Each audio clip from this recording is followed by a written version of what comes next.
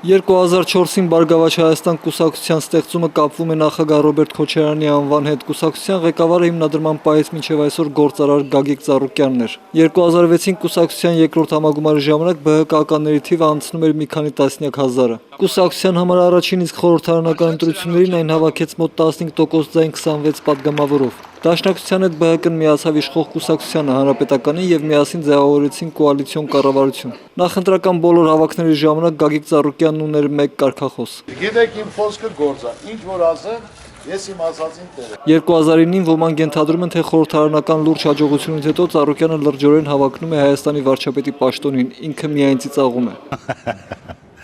Իմ քաղաքական նպատակ ես միշտ ասել եմ, մենք կուսակցություն ստեղծել ենք,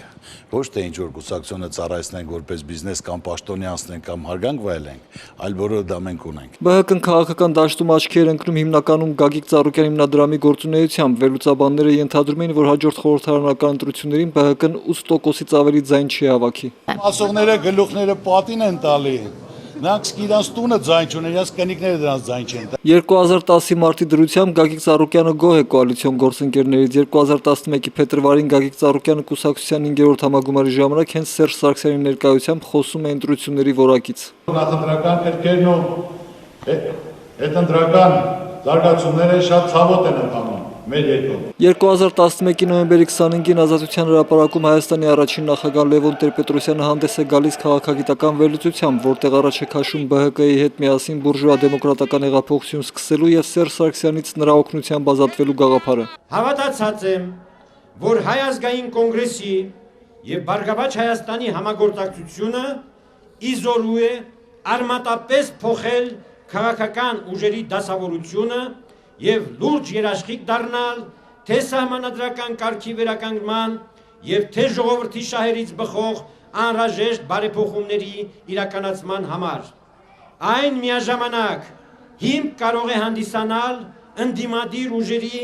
ավելի լայն ճակատի ձևավորման համար։ Այս ելույթը կանխորոշում է ներքաղաքական հետագա ամբողջ զարգացումը Հայաստանում։ 2012-ի խորհրդարանական ընտրություններին ԲՀԿ-ն հավաքում է 30% քվե եւ հրաժարվում կոալիցիա մտնել Հանրապետականի հետ։ 2013-ին ԲՀԿ-ն հրաժարվում է պաշտպանել Սերժ Սարգսյանի տեխնացությունը նախագահի ընտրություններին եւ նույնիսկ շնորհավորել նրան երկրորդ պաշտոնավարման ժամկետի համար։ Չնայած դրան Գագիկ Ծառուկյանը չի շտապում խոսել ընդդիմադիր լինելու մասին։ Ավելին 2013-ի նախագահի ընտրություններից հետո Սերժ Սարգսյանին հրավիրում է Աբովյան իր եկեղեցու բացմանը։ ԲՀԿ-ն ընդդիմություն չի կարող դառնալ։ ԲՀԿ-ն իրեն հռչակում է ոչ իշխանական ուժ, սակայն ամբողջ թափով խոսում է Սերժ Սարգսյանի իշխանության դեմ առանց նրա անունը տալու։ Սերժ Սարգսյանը շատ հիշաչար մարդ է եւ նա երբեք չի ների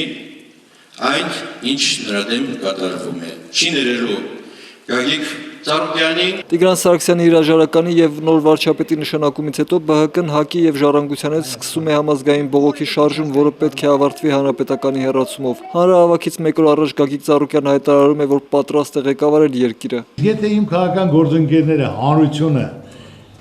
ներկայացեցին, որ իմ կարիքը կա այդ ծանր դժվար պահին, որ իմ տեխնացիոնը պետք է լինի, ուրեմն ասում եմ, որ ես դրան եմ պատրաստ։ Այս ելույթից 3 ամիս հետո Ծառուկյանը ի վերջո իր հրավիրած խորհրդաժողովում խոսում է իշխանափոխությունից։ Հայաստանին պետք է նոր որակի իշխանություն, որը կազմած կլինի նոր մարկանցից, կրթված,